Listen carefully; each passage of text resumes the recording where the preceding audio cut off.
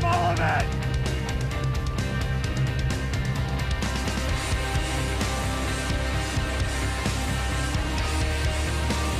Living Waters presents On the Box.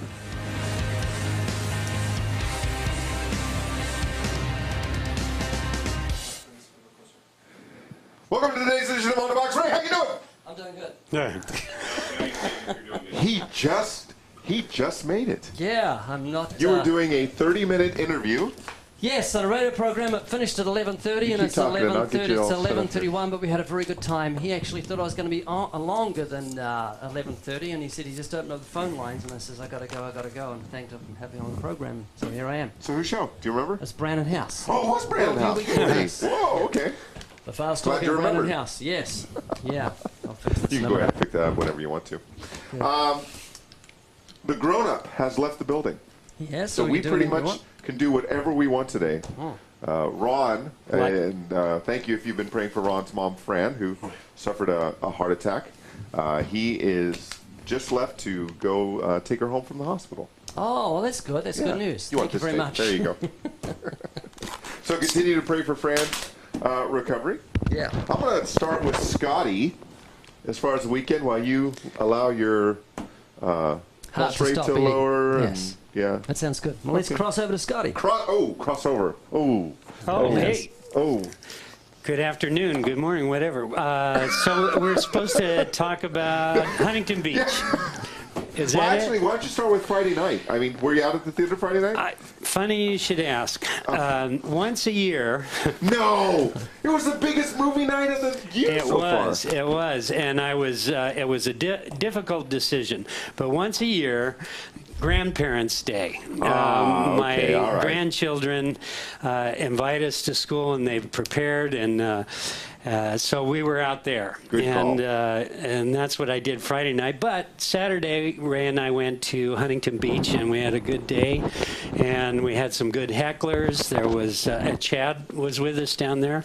There was a guy named Alex, and he was pretty arrogant and resistant, and Chad handled him really well, but he ended up walking off. And we had Richard, who was open to the things of the gospel, and his wife and his two kids were there, and he went through the whole thing and thanked me for the things that I shared, made him think. And then we got this guy Andrew, who is a young kid, and Ray took him through all kinds of excellent witness and testimony of the existence of God and his own conscience. But, like a lot of young kids, he knew it all. And it was a professing Christian, but had a false conversion. And so Ray brought that out. So it was a really good day. Cool. So what would you give Saturday? B plus? I give it a B. A B? A B? Yeah. And you were wondering why this is all screwed I up? was just wondering why you just crumpled up the show notes like that. Yeah, I well, just- what I don't happened is when I understand. finished the interview with Brandon House at 11:30, I You went, thought those were the should I just screw them up and hang on? We do that after every show, just so and you don't I feel bad. I did that, Yeah. and I thought, hang on, they're the ones for today's show. And so that's what all the wrinkles are about. So what can you add to what Scotty said about Huntington? What stood out to you? No, it was great. It was a good time. Scotty's very thorough. He's that way inclined. And that's why he works in editing. Yes, Because he's an very editor thorough. would need to be thorough. Mm-hmm. Yeah. Sometimes people think I'm too thorough and I should be quicker. Well, I couldn't even say that quickly.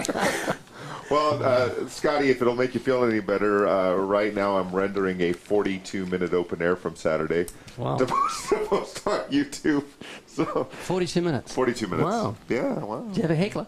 One. Good. Yeah. Makes His name it was fun. Dave. I'm pretty sure he was demonically possessed. Mm-hmm. His head was facing straight at me, but he was always looking somewhere else. Now that could be a legitimate, like that. That could be a legitimate condition. You know, it could have been a lazy eye or something like that. But there was just something in his eyes in addition to the direction they were pointing. Well, we had Anyway. Sue will back me up, but this nearly 35 years ago, Sue and I went to a church where I spoke, and before I spoke, the pastor introduced me, and we called the pastor Southwest because he would look to the southwest when he was speaking to the congregation. It was really interesting. Just in case it was some type of medical situation. Southwestern's disease. Yeah, That's what I refrained, and his name was Dave. I refrained from saying, "Dave, look at me when I'm talking to you." Yeah. I didn't do that. You might have had a because it bad could have day. ended up being rude, and things were heated enough already. Yes. He insisted that he read the Bible from cover to cover. I asked him how many books were in it, and he didn't have a clue. So, and a lot of people do that. If someone comes up to you when you're open air preaching, or if you're in a one-to-one, and they claim to be an authority on the Bible, stop and politely ascertain from them how much of the Bible they actually know. Because most people don't. I think they're lying, most of them. Most of the time I they're lying, suspect yeah. they're lying. How Because- do they get through Numbers and Leviticus and Deuteronomy? I mean, I as a Christian, discipline myself to do that, but it's hard going. It's tough meat. Yeah, and oftentimes the atheist, the heckler, will want to appeal to our authority, the Bible, to show that the Bible, which they don't believe in, Yeah. isn't true. And Yeah. Dave was like that and stumbled over himself, and as many hecklers, when he realized he had no case, had no argument, and didn't really know the Bible and was caught, he turned to cursing and Oh, he yelling did? and screaming. So there's going to be some beeping in this. And thanks to Eddie, I know how to beep Beep. that stuff. Yeah, yeah. And then we had a drive-by one finger salute. Oh, no, it's an encouragement. You're number one.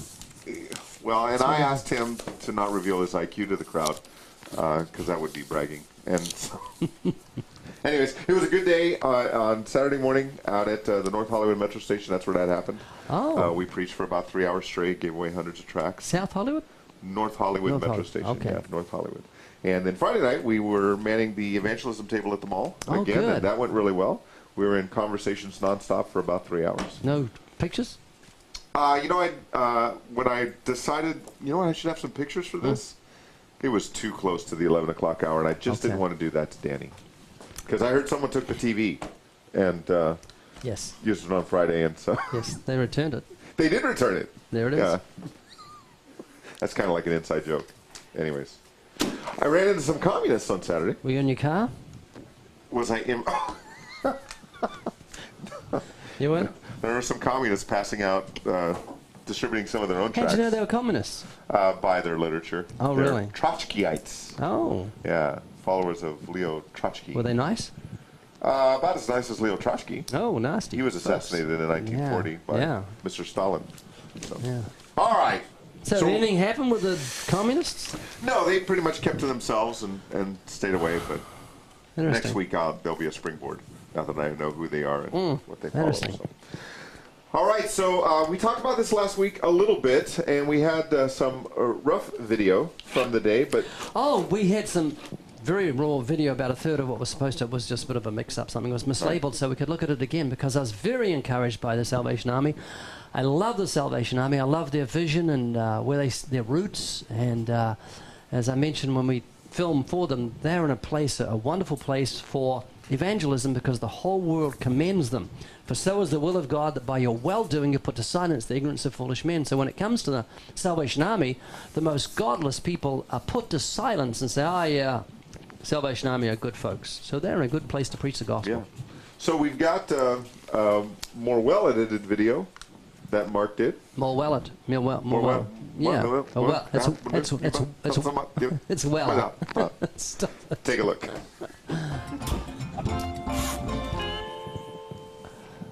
So here we are at the famous Hollywood and Vine in Southern California. Beautiful day.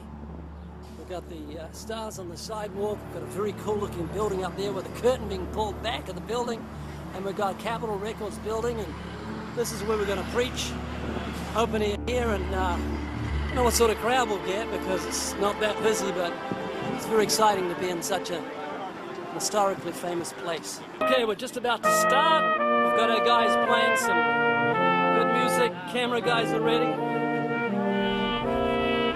There's our cool camera guy. Crowd are beginning to gather. And we've got our two dummies waiting for the third dummy.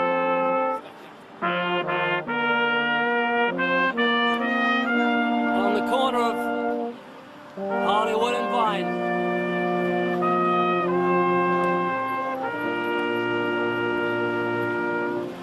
Scotty's preaching, and we've got a good little crowd. Salvation Army are here filming. Scotty's pulling in a crowd. So this is very exciting. The Salvation Army officer, this is the second time he's been speaking. We've got Marco up there. We're filming for the program, and we've got a good little crowd here.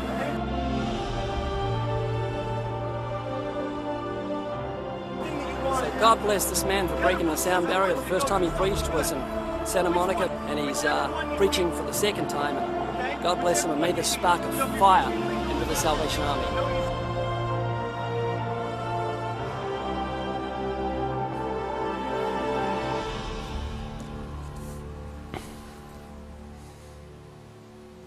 So, Scotty, you were out there with Ray. What were your impressions about that afternoon? Well, it was a privilege to be there, and Ray and I both considered it that. Salvation Army started that way, William Booth. As a matter of fact, I went on a mission trip to England and stood at the corner where he began to preach, open air. That's how his ministry started, and then he began to minister to the people that had needs, but he began by preaching the gospel. So for us to be involved with the Salvation Army and hopefully reignite them to open air preaching. Joe, the officer that invited Ray, wants to get this out to the rest of the Salvation Army and get back to their roots. And so that's so exciting. And to think of being a part of that just is really extraordinary. And every time I see that video or see pictures from that day, I find myself getting excited seeing them in their Salvation Army uniforms and actually open air preaching. It's like going back in time 150 years. What they've got, they told us they've got original footage of the Salvation Army, black and white footage of them preaching open air that they're going to feed into this documentary they're going to make. So is it a documentary about open air preaching or the history of the Salvation Army, or what is it? It's to equip the Salvation Army to get out on the streets. Wow. They're going to show it on their television program. They've got a new television station or network called it's coming out, and then I presume they're going to make it available through a documentary, which we'll make available through a ministry. Yeah. What an exciting thing to happen. Very exciting. Hey, we got a Hell's Best Kept Secret testimony. I love when these come in. This is from Adam. He says, "May God bless you," and I've wrinkled up my paper so much I can't read it. "May God bless you. Nothing will ever take away God's truth, and I thank you for sharing God's truth. I am from an Islamic background. I gave my heart to the Lord 20 years ago and went about life thinking I was saved. It wasn't until I heard your CD, Hell's Best Kept Secret, 2 weeks ago, that I truly realized I wasn't saved at all, that I had offended God by breaking his commandments, and how sobering that was. I thank the Lord God for your ministry and the work you're doing around the world. I thank the Lord above for his mercy and grace for giving me a chance to go to the foot of the cross and ask for forgiveness again. Without it, I was surely doomed. So, my brothers, it's with my whole heart that I thank the Lord for you. With the Lord's help and strength and wisdom, I can pick up my cross and never look back. God bless you and keep you. May his strength, wisdom, love, and grace be with you always." Isn't that cool? Yeah, there's your new clean notes that are I know, but unwrinkled. see, we're I was like, going to we're reach like across a and get them. professional. No, I was going to reach We're across a and grab them. professional internet program, and so I can't blink when things are going on around me and people are shoving papers under me, and we're not supposed to let people know that all of that is going on. I had other notes on that paper, but that's okay. I have a photograph. And I just dropped I have a photographic Just memory. drop it in the trash. No, that's okay. We're fine. We're fine. So, no, don't take it out of the professional, are we? We're professional. There you are. No, see, but now I've been caught in a lie because there are no notes, and I just thought that would be funny to say. Oh, that is On funny. theboxlivingwaters.com, ontheboxlivingwaters.com, if you want to get on me for telling that lie and humor that I just told. I will read your email, but I will not respond. There you go. Thanks. Yeah. Danny's usually slow with that, but now he's quick. He's Johnny on the spot. Can we get back to that testimony from Adam? What do you think of that? I wasn't listening. Okay. No, I read it earlier on, and it's very encouraging. God bless Adam, and it's coming from a Muslim background is like icing on the cake. So that's wonderful. Yeah, Praise the Lord. It is. All right, this one's right up Scotty's alley. I was going to say something. Go right ahead. I thank God that we live in an age of duplication, because I preached Hell's Best Kept Secret 836 times, and I had enough. Was it 936? No, it was over. Yeah, because wasn't your goal 1,000? Yes. You were going to stop at 1,000. Yeah, I didn't want to stop. I said to Don't the quit. Lord, no, in 1982, I says, Lord, if you want me to preach this 1,000 times, I will. But then I thought, when I hit 1,000, he'll probably take me home, so I just stopped at 936. I stopped. Faith is the assurance of things hoped for, my friends. Hey, could I say something about We'd love this? you to. The Hell's Best Kept Secret one. Islamic background. You know, that makes perfect sense to me because they're a faith or a religion based on works. And so the commandments made him realize just what an offense he was that brought such conviction that there was no remedy.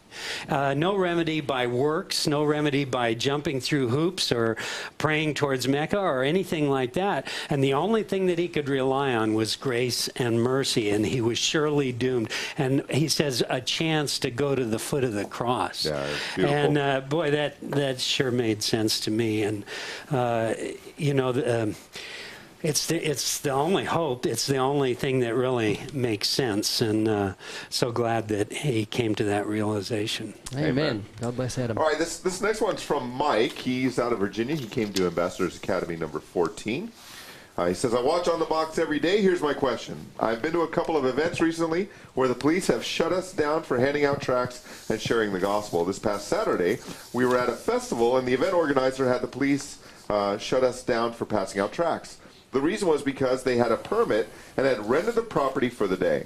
Looking back, I guess we could have still engaged people in conversation, but even at that, after I finished sharing the gospel with someone, I want to leave them a good gospel tract to remind them of what we talked about. Any help or suggestions you could give would be greatly appreciated. And Scotty, you've been challenged to leave a festival or two, haven't you? Yeah. This was really interesting to me, and I went back to some notes I had. There was a court case in California, Prune Yard Shopping Center versus Robbins, where some high school kids went to Prune Yard Shopping Center, and they were kicked out by the security guard saying, you can't do this. So they, encouraged by their teacher, went and took it to court.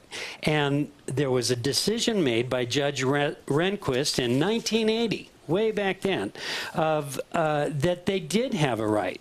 And I just wanted to read a little bit of this, if I can. Is that all right, Tony? Absolutely. Okay, great. Yeah, we're not in the same studio, though, Scotty. Okay. Okay. The California Supreme Court held that the California Constitution protects speech and petitioning reasonably exercised in shopping centers, even when the centers are privately owned. The appellees to exercise state-protected rights of free expression and petition on shopping center property clearly does not amount to an unconstitutional infringement on the appellant's property rights. In other words, the owners of... So whether it's a farmer's market or whatever it is, and somebody gets a permit, you know, it still comes under this. Passing out tracts and sharing your faith is freedom of speech protected under federal law, and states adhere to federal law, and cities adhere to state and federal law. So you have a right to freedom of speech, and tracts are freedom of speech in written form. They're not solicitation. You're not giving away samples. And so when they come at you from that angle, they're definitely wrong about that. You do have a right. And so I've run into this in the farmers markets and different places, at the AMC movie theater. So whether it's private property or not. Now, this is a case in California, but I would love to see these rights stood up for in court cases. You know, take it back to court across the states. It made its round, but unfortunately, a lot of people were put down and decisions made against it. But what I did was I went to the police department and talked to the sergeant and talked about what rights were and what a tract was. And so now, whether it be the parade at Christmas, I let the police department know I'm going to be out there, and they have no problem with it. We've already talked about these things. So until you try, you have no idea how far you can get. So go to the police department and talk about these things.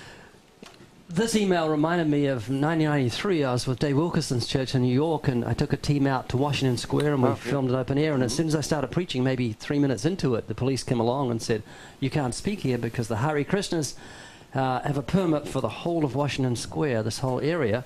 And I thought, you are kidding. And so I just remembered to be nice to the police officer. Always a good call. And I said, "Where may I preach? Is there somewhere around here? Could I go across the other side?"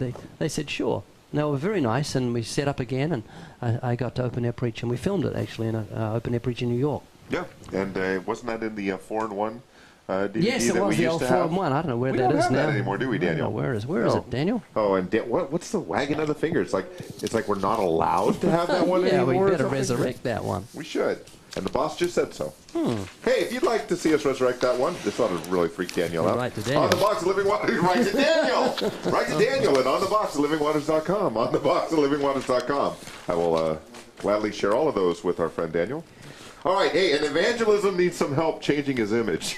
An evangelist? Did I say evangelism? Yeah, but that's understandable because you're a human being and you make mistakes now and then. All the time. Not all the time. Well, you do very well, I just Tony. did. Thank you. This is from Kenny, who knew what he was talking about, even though maybe I didn't. His friend is a missionary in Europe.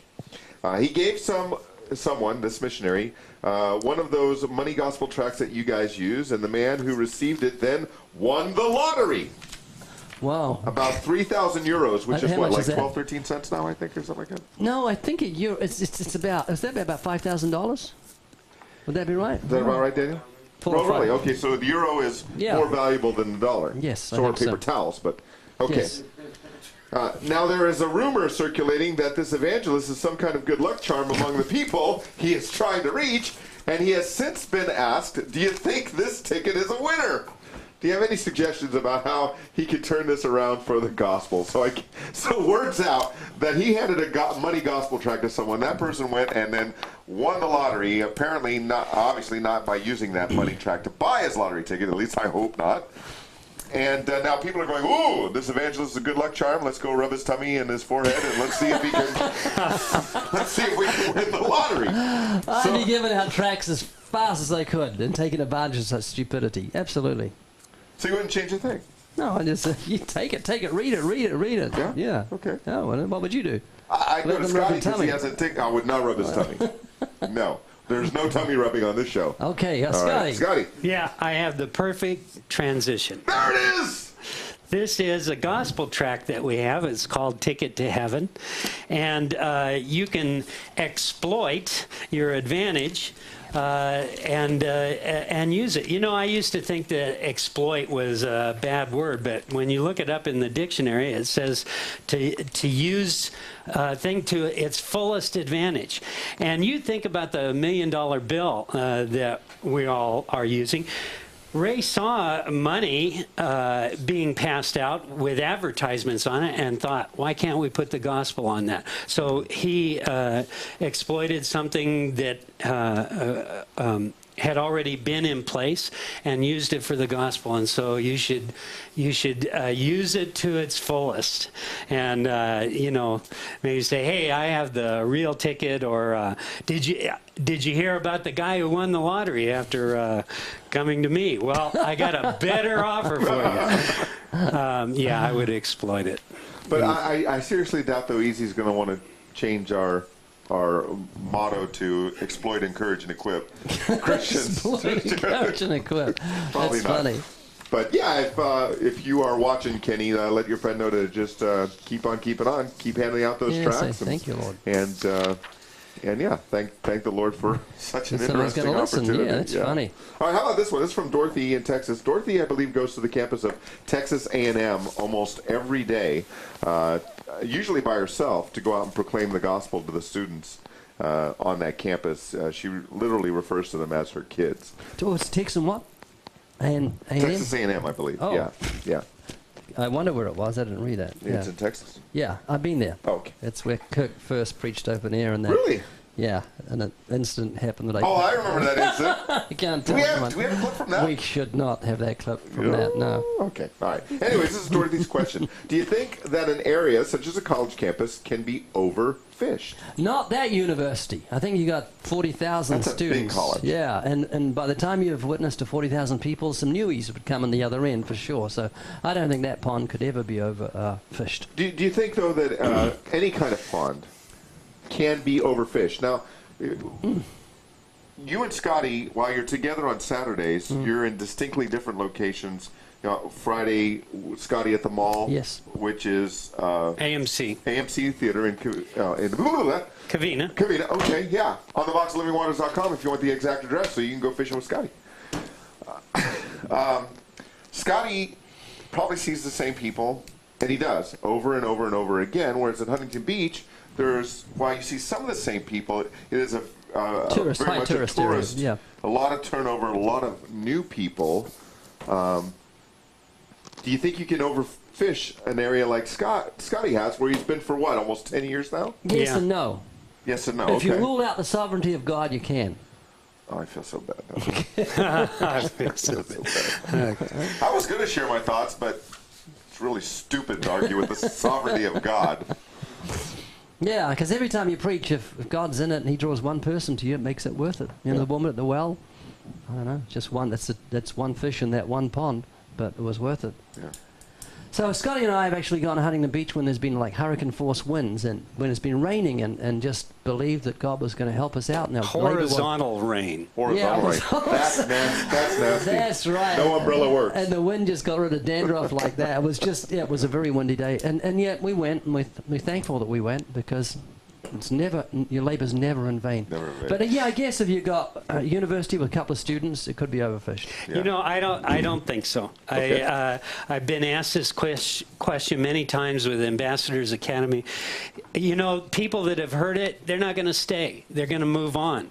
There's just a natural dynamic, a natural turnover. And the only reason this question comes up is mainly for excuses. You think, you know, we're always looking for a reason not to preach in this area or that area. And God brings people around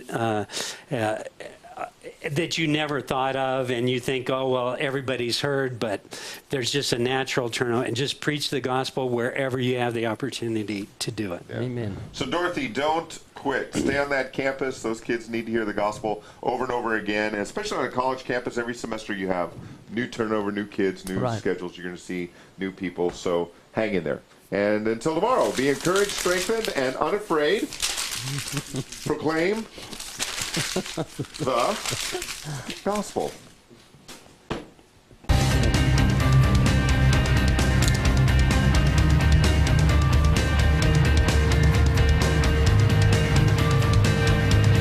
You're full of it!